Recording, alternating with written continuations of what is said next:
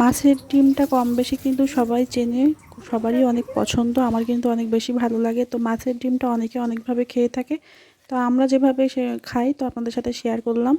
এখানে পেঁয়াজ কুচি, ঝাল কুচি, পেঁয়াজ রসুন বাটা, হচ্ছে হলুদ আর হচ্ছে জিরার গুঁড়া নিয়ে তারপরে হচ্ছে একটু হচ্ছে লবণ দিয়ে ভালোভাবে মশকে এটা হচ্ছে ডিমটা একদমই মানে ইয়ে করে নিতে হবে, যেন দলাটা না থাকে। তারপরে হাঁসের ডিমটা দিলে বেশি ভালো হয়, যে কোনো ডিম দিলেই হবে। তো দেন হচ্ছে এখানে খুব সুন্দর করে মিক্স করে নিয়ে এটা কিন্তু তেলে ভাজতে হবে, যেভাবে ডিমটা ভাজা হয় একদম পিস পিস করা যাবে, খেতে কিন্তু অনেক মজা হয়।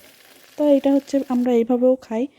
তো হচ্ছে তারপরে খাই হচ্ছে উচ্ছে ভাজি, মানে যেটা হচ্ছে আমরা উচ্ছে ভাজিটা করি চিংড়ি মাছটা না দিয়ে মাছের ডিমটা দিয়ে উচ্ছে ভাজি, মানে এত বেশি মজা লাগে, আমার কিন্তু অনেক বেশি ভালো লাগে।